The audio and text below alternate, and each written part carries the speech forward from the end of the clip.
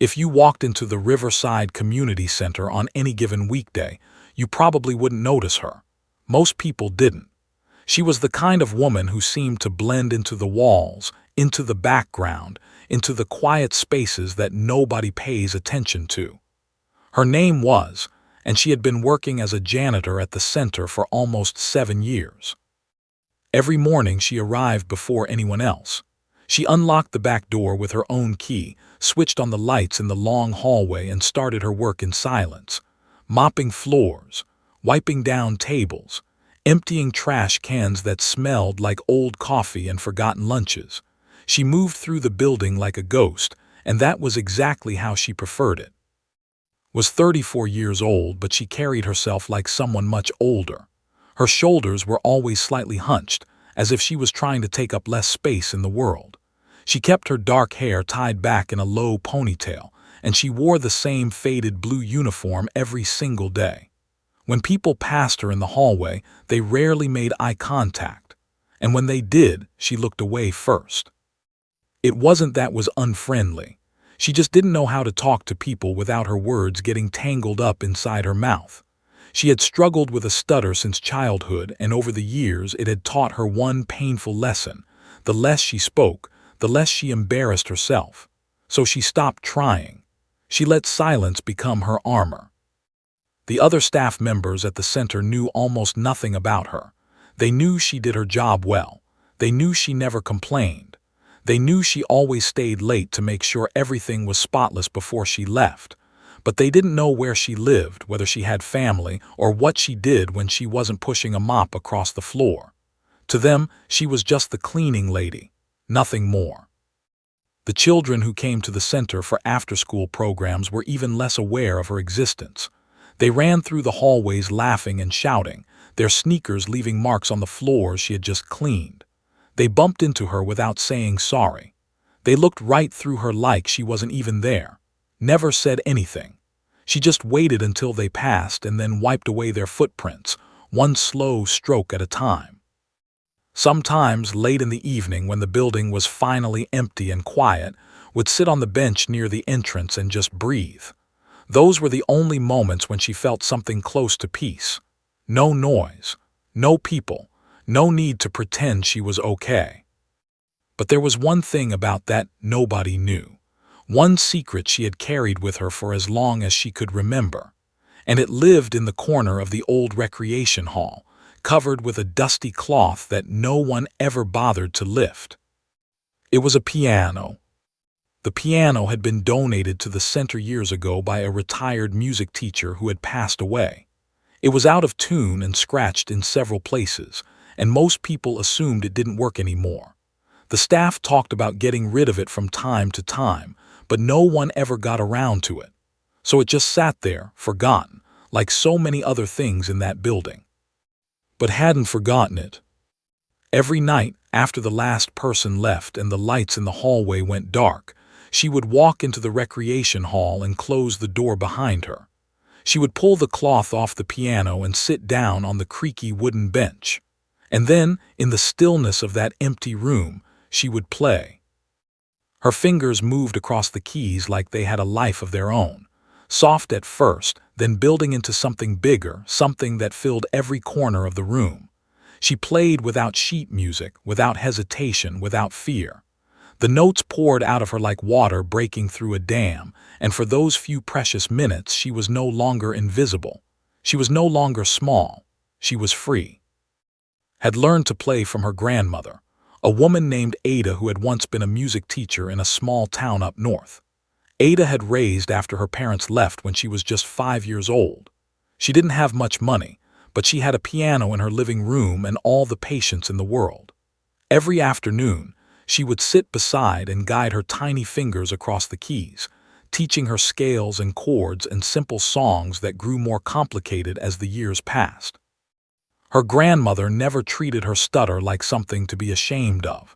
She used to say that words were just one way to speak, and not even the best way. Music, she believed, was a language that came straight from the soul, and believed her. Those years with her grandmother were the happiest of life. They didn't have much, but they had each other and they had music, and that was enough. When Ada got sick during her final year of high school, dropped out to take care of her. She didn't regret it for a second. She held her grandmother's hand every single day until the end, and on the night Ada passed, played her favorite song one last time while the old woman smiled with her eyes closed. After the funeral, sold the piano to pay for the burial costs. It was the hardest thing she ever had to do. She told herself she would save up and buy another one someday, but life had other plans. She bounced from one low-paying job to another, barely making enough to cover rent. The years slipped by, and the dream of owning a piano faded into something that felt more like a fantasy. Then she got the job at the community center, and on her second day of work she saw the old piano in the corner of the recreation hall.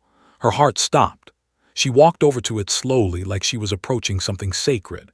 She pressed one key, then another. It was out of tune and the sound was rough and imperfect, but it was still a piano. And that night, when everyone had gone home, she sat down and played for the first time in almost 10 years. She cried the entire time. From that night on, the piano became her secret. She never told anyone. She never played when others were around. She made sure to lock the doors and check the hallways before she even lifted the cover. It wasn't that she thought she was bad. She knew she was good. Her grandmother had told her so many times, and deep down, she believed it. But being good at something and being brave enough to show it were two very different things. Had spent her whole life learning how to disappear. She had taught herself how to shrink, how to stay quiet, how to make herself so small that no one would ever look at her long enough to judge her. The idea of sitting at that piano in front of other people, letting them hear what she could do, letting them see who she really was inside, it terrified her more than anything. So she kept playing alone, night after night, week after week, year after year. The music stayed locked inside that empty room and stayed locked inside herself. She had no idea that everything was about to change. It was a Thursday evening in late October when everything started to shift. The community center had just hired a new director named, a tall man in his early 50s with graying hair and kind eyes that seemed to notice things other people missed. He had been in the job for about 3 months, long enough to learn everyone's names and short enough to still feel like an outsider. Was different from the directors who came before him. He didn't sit in his office all day staring at spreadsheets. He walked the hallways. He talked to the kids in the after-school programs. He even helped set up chairs before events. People liked him because he didn't act like he was better than anyone else. He treated everyone the same, from the senior staff to the volunteers to the woman who came in twice a week to teach painting classes. But like most people at the center had barely noticed, he knew there was a janitor who kept the place spotless. He had passed her a few times in the hallway and nodded politely, but he had never really looked at her. He had never stopped to wonder who she was or what her story might be. She was just part of the background, like the water fountains and the bulletin boards. That Thursday night changed everything. Had stayed late to finish some paperwork. By the time he looked up from his desk, it was almost 9 o'clock. The building was supposed to be empty. He grabbed his coat and his keys and headed toward the back exit, but halfway down the hallway, he realized he had left his reading glasses on the table in the recreation hall. He sighed and turned around. The recreation hall was dark when he pushed open the door, except for a single lamp glowing in the far corner. He was about to flip the light switch when he heard it. Music. Froze. The sound was coming from the old piano, the one that had been sitting untouched in the corner for as long as anyone could remember. But this wasn't the clumsy banging of a child pressing random keys. This was something else entirely, something beautiful, something that made him hold his breath and forget why he had even walked into the room. He stepped inside slowly, careful not to make a sound. His eyes adjusted to the dim light, and that's when he saw her. The janitor, sitting at the piano with her back to him, her fingers gliding across the keys like they were born to do exactly this.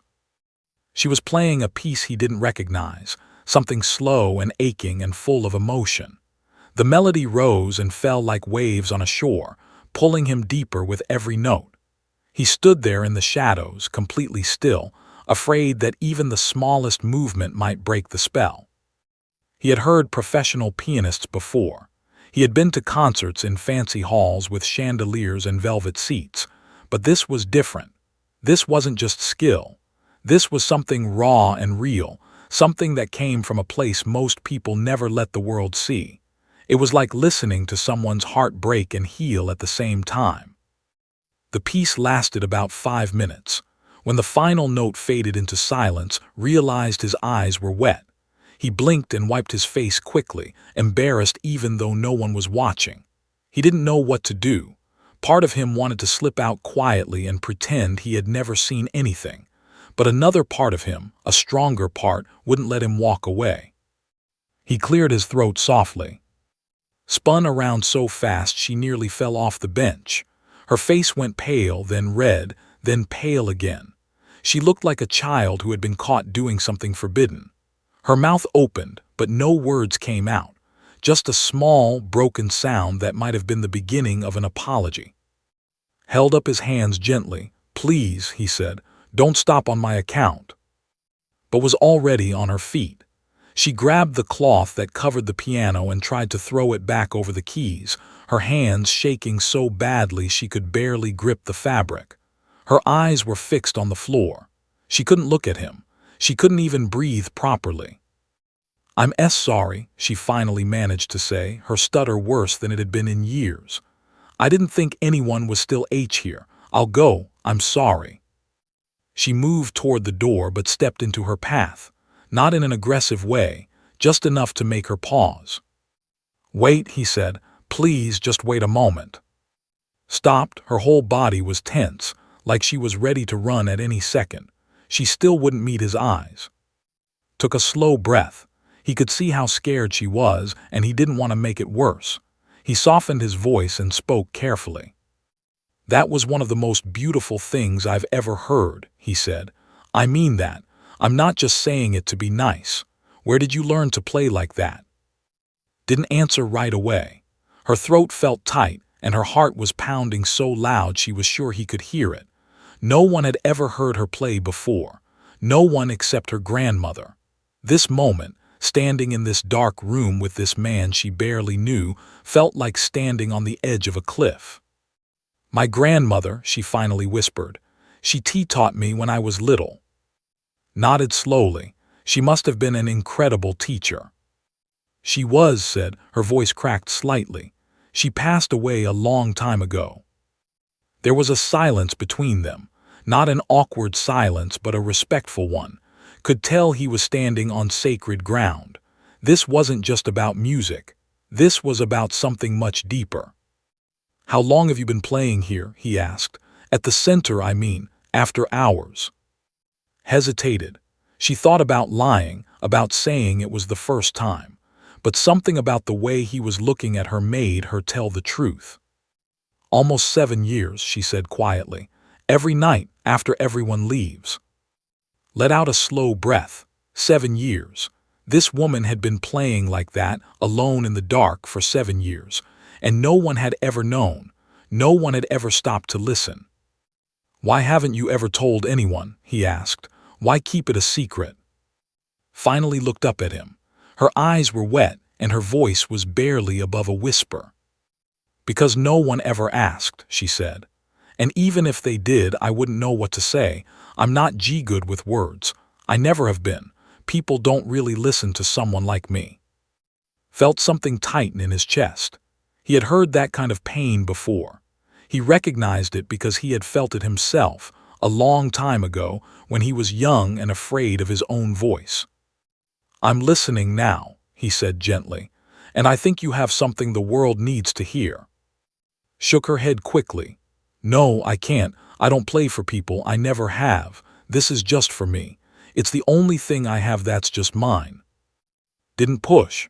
He could see that she was trembling, that this conversation had already taken more courage than she probably had to give. So he just nodded and stepped aside to let her pass. But before she reached the door, he spoke one more time. He said. She stopped but didn't turn around. "I won't tell anyone. That's not my secret to share, but I hope one day you'll realize that a gift like yours wasn't meant to stay hidden. Some things are too beautiful to keep in the dark." Didn't respond. She walked out of the room, down the hallway, and out the back door into the cold night air. She didn't stop until she was halfway home, her breath coming out in white clouds, her hands still shaking. She told herself it didn't matter. She told herself nothing had to change. She told herself she would go back tomorrow and everything would be the same as it always was. But deep down, in a place she had kept locked away for years, something had cracked open, and she wasn't sure she could close it again. The next morning almost didn't go to work. She sat on the edge of her bed for nearly an hour, staring at the wall, replaying the night before in her head over and over again. The look on his face when he saw her at the piano. The way her voice had cracked when she tried to explain. The things he had said before she ran out the door. She felt exposed in a way she had never felt before. For 7 years that piano had been her sanctuary, her secret. The one place where she could be herself without anyone watching or judging. And now someone had seen, someone knew. The thought made her stomach turn. But she couldn't afford to miss work. She had bills to pay and no savings to fall back on. So she got dressed, pulled her hair into the same low ponytail she always wore, and walked to the community center like it was any other day. When she arrived, she kept her head down even more than usual. She avoided the main hallways during busy hours. She timed her cleaning schedule so she wouldn't have to pass by his office. Every time she heard footsteps behind her, her heart jumped into her throat.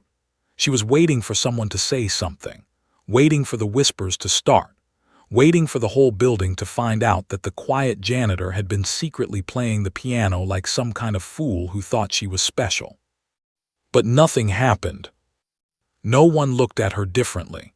No one whispered when she walked by, passed her once in the hallway, and all he did was nod politely and say good morning, the same way he always did.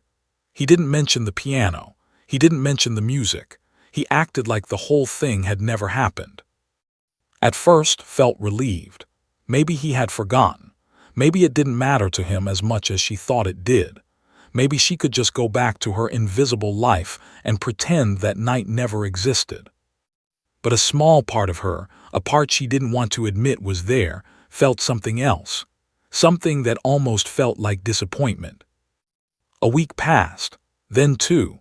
Went back to playing the piano at night, but it didn't feel the same anymore. She kept glancing at the door, half expecting someone to walk in. She couldn't lose herself in the music the way she used to. The spell had been broken, and she didn't know how to fix it. Then one evening, just as she was finishing her shift, appeared at the end of the hallway. He walked toward her slowly, his hands in his pockets, his expression calm but serious. "Do you have a minute?" he asked. His chest tightened. She nodded but didn't say anything. Gestured toward a small bench near the window. They both sat down, and for a moment neither of them spoke. The sun was setting outside, casting long golden shadows across the floor. "I've been thinking a lot about what I heard that night," finally said. "I know I told you I wouldn't say anything, and I meant it. I haven't told a soul, but I can't stop thinking about it. What you can do with that piano, it's not ordinary. It's something rare." Stared at her hands. She didn't know what to say. Continued. "Every year the center holds a community talent showcase. People from all over the neighborhood come to watch. Kids perform. Adults perform. It's one of the biggest events we have, and I think you should be part of it this year." His head snapped up. Her eyes went wide with panic. "No," she said immediately. "No, I can't do that. I don't perform. I've never performed. Not in front of anyone." "I know," said gently, "and I'm not trying to force you. I just want you to think about it." "There's nothing to think about," said, her voice shaking. "You don't understand. I can't even talk to people without messing up my words. How am I supposed to sit on a stage in front of hundreds of strangers and play? They'll laugh at me. They'll stare at me. I can't do it." Was quiet for a moment. Then he leaned forward slightly and looked her in the eyes. "Can I tell you something?" he asked. "Something I don't usually share with people." Hesitated, then nodded. Took a slow breath. "When I was younger, I had a terrible fear of speaking in public. I'm talking real fear. The kind that made me sick to my stomach. The kind that kept me up at night. I was smart.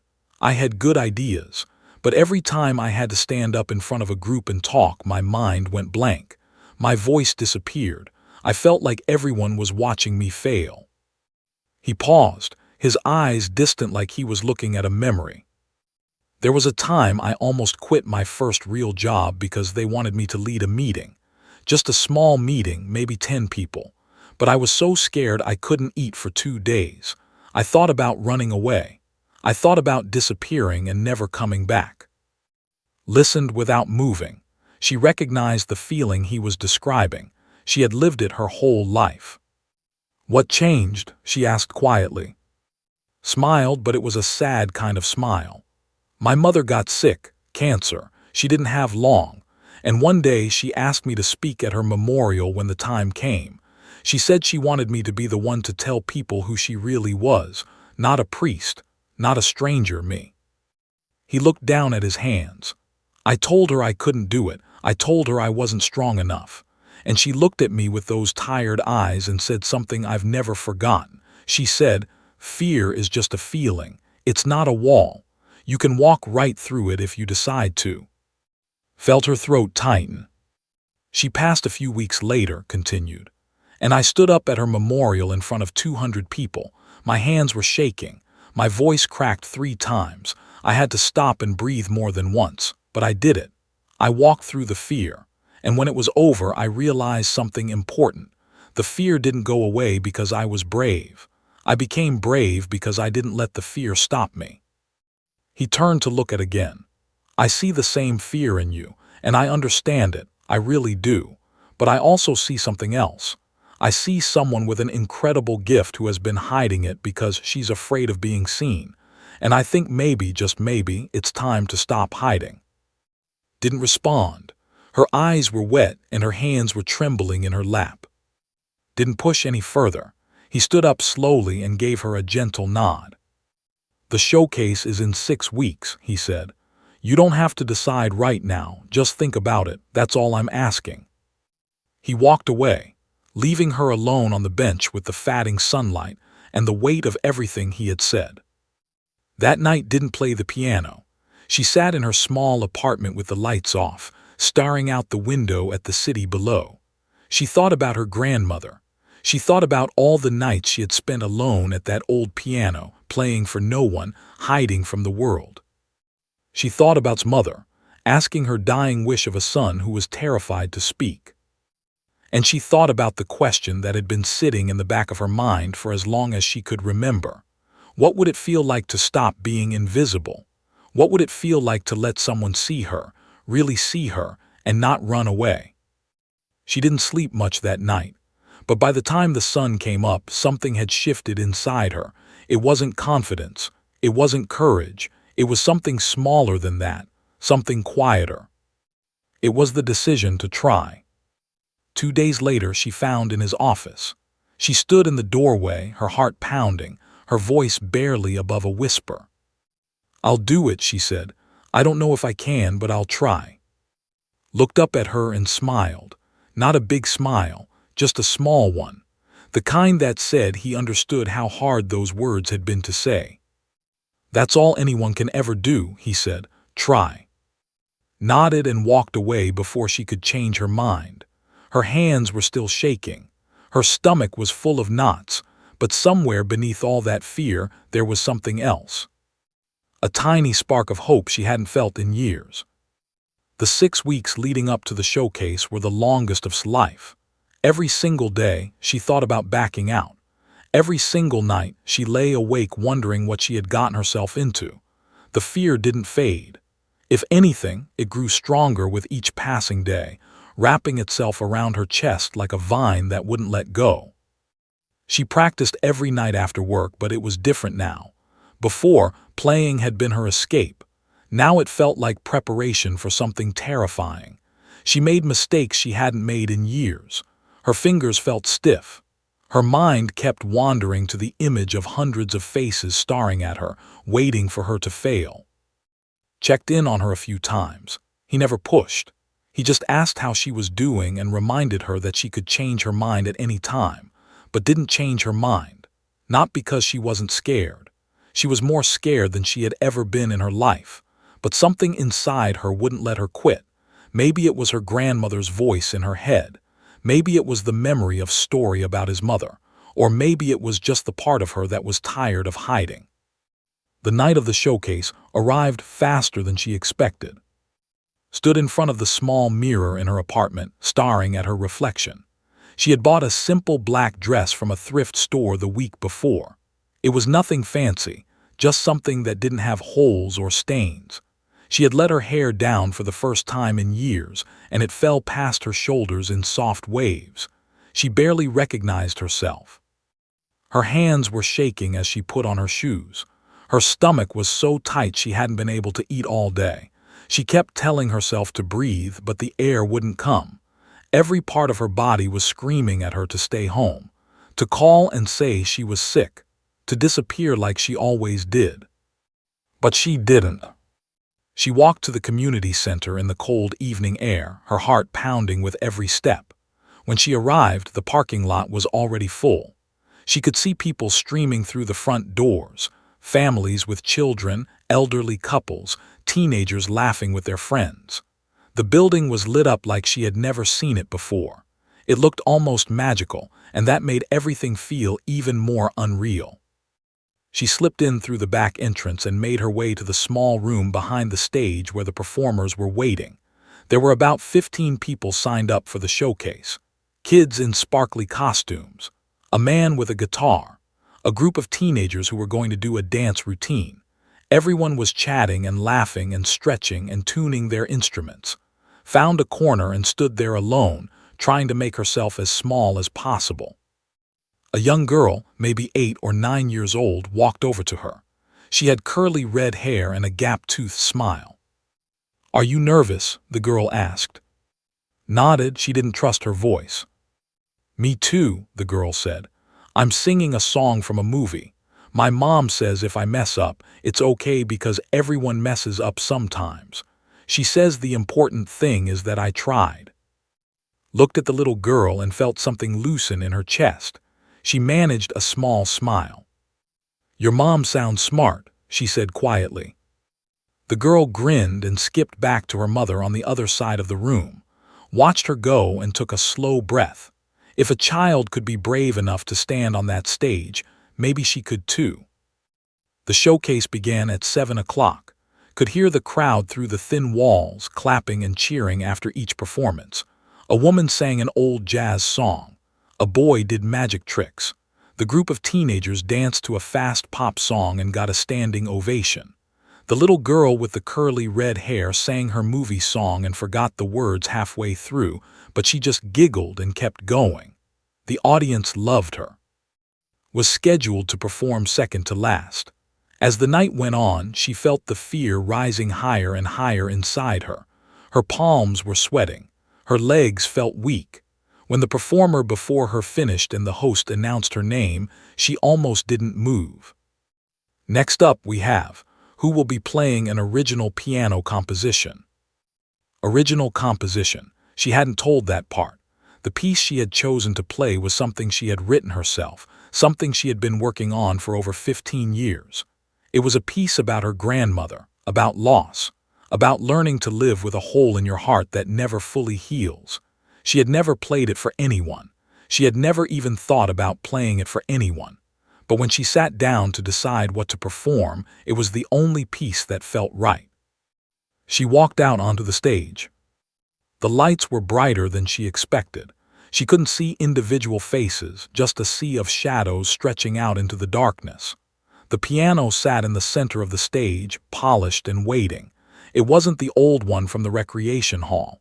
It was a grand piano, rented specially for the event. She hadn't practiced on it. She didn't know how it would feel. She sat down on the bench and placed her fingers on the keys. They were cool and smooth under her touch. The room went silent. She could hear her own heartbeat echoing in her ears. For a moment she couldn't move. The fear had frozen her completely. Her mind went blank.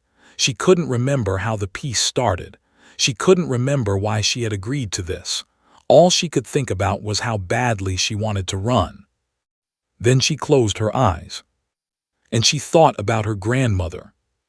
She thought about the little apartment with the piano in the living room. She thought about the smell of tea and old books.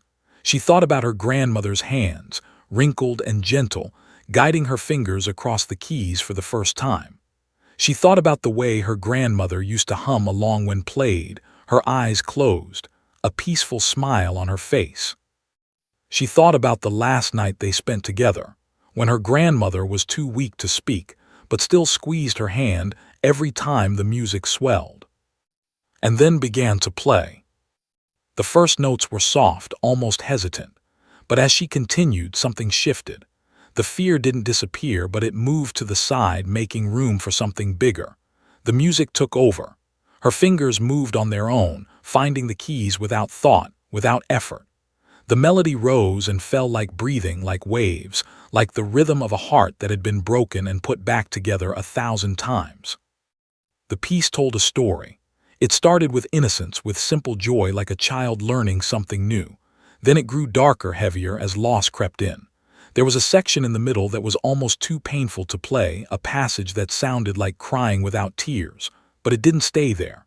The music climbed again, slowly reaching toward something that sounded like hope. Not the loud, triumphant kind of hope, the quiet kind, the kind that survives. Played for 6 minutes. She didn't open her eyes once. She didn't think about the audience or the lights or the fear.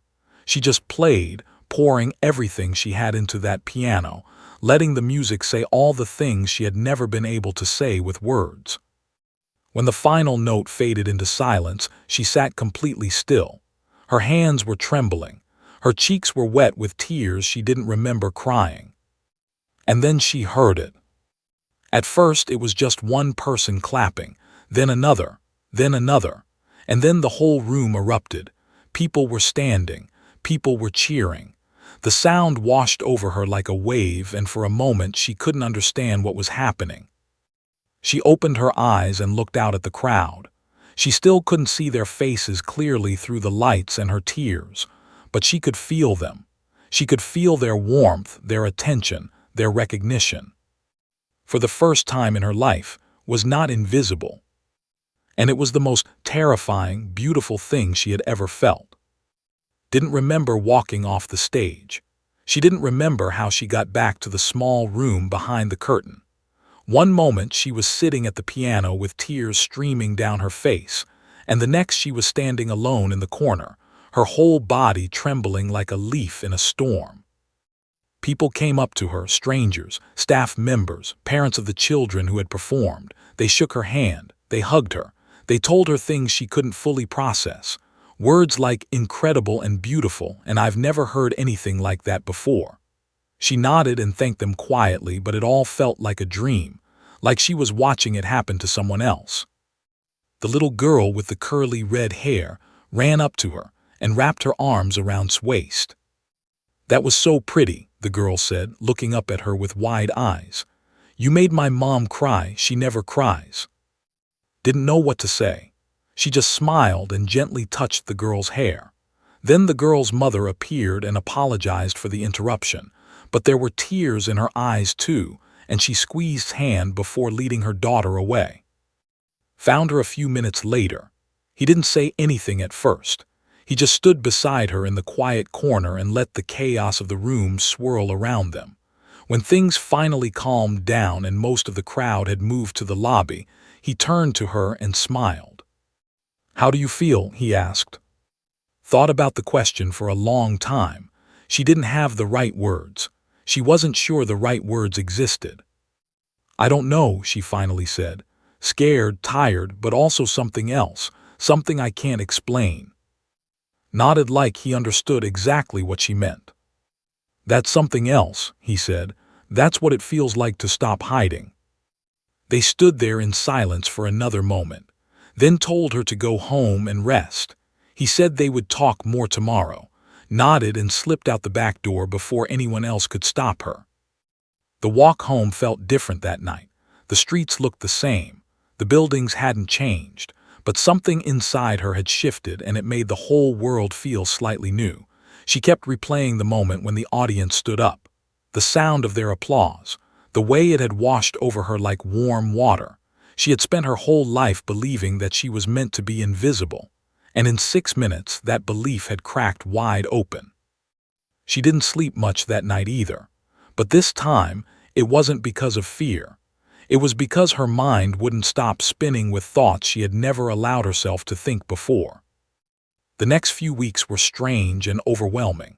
Someone in the audience had recorded her performance on their phone and posted it online. Within days, it had been shared thousands of times, then tens of thousands, then more than she could count. People she had never met were commenting on the video, saying her music had made them cry, that it had reminded them of people they had lost, that it was the most honest thing they had heard in years. A local newspaper wrote a story about her. They called her the janitor with the golden hands. A radio station reached out for an interview. A music school in the city offered her a scholarship to study composition. A producer from a small record label sent her a message asking if she had ever thought about recording an album. Didn't know how to handle any of it. She had gone from being invisible to being seen by more people than she could imagine, and it was terrifying in a completely different way than before. She turned down most of the requests. She didn't do the radio interview. She didn't respond to the producer. She wasn't ready for that kind of attention. She wasn't sure she ever would be. But she didn't go back to hiding either. Instead, she did something that surprised everyone, including herself. She went to and asked if she could start a free piano class at the community center, not for adults, for children, specifically for the quiet ones, the ones who reminded her of herself, the ones who sat in the corners and didn't speak up, the ones who felt invisible. Said yes immediately. The class started small, just 4 kids in the beginning. They met twice a week in the recreation hall, sitting around the old piano that had played alone for so many years. She didn't push them to perform or compete. She just taught them the basics, the way her grandmother had taught her. She showed them how to find the notes, how to read simple music, how to listen to what the piano was saying. But more than that, she showed them that they mattered. She learned their names. She asked about their days. She noticed when they were sad or frustrated or proud of themselves. She gave them something she had never received from anyone except her grandmother: attention, real attention, the kind that says, "I see you, you are important, you belong here." The class grew over time. 4 kids became 8, 8 became 15. Some of them had real talent. Others just liked having a place to go where someone listened to them, didn't care either way. She wasn't trying to create concert pianists. She was trying to create human beings who believed in themselves. She kept her job as a janitor. People asked her why. They said she could do more now. She could teach full-time. She could pursue music professionally, but didn't see it that way. She liked her routine. She liked the quiet mornings before anyone else arrived. And she wanted the children in her class to see that there was dignity in all kinds of work, that you didn't have to be famous or important to have value, that sometimes the people who keep the world running are the ones nobody notices. She still played the piano every night after everyone left, but now sometimes she left the door open, and sometimes one of the staff members or a parent picking up their child late would stop and listen for a moment before moving on. Didn't mind anymore. The music wasn't just hers now. It belonged to anyone who needed it. On the 1-year anniversary of her performance at the showcase, visited her grandmother's grave for the first time in almost a decade. She had avoided it for years because the pain was too heavy, but now she felt ready. She sat on the grass beside the small headstone and talked to her grandmother like she was still alive. She told her about the showcase, about the standing ovation, about the children she was teaching, about the fear she still felt sometimes and the courage she was learning to find. And then she said the thing she had been carrying in her heart for 20 years. "I'm sorry I sold the piano," she whispered. "I'm sorry I stopped playing for so long, but I think I understand now what you were trying to teach me. You always said music was meant to be shared. I didn't believe you back then. I was too scared, but I believe you now." She wiped her eyes and looked up at the sky. The sun was setting, and the clouds were painted in shades of orange and pink. "I'm not hiding any more, Grandma," she said. "I finally let them hear me."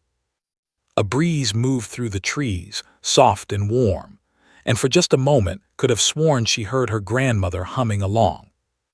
She smiled, stood up, and walked back toward the life she had finally learned to live.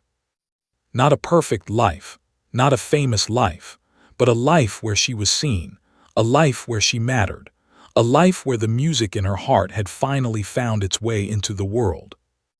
And that was more than enough.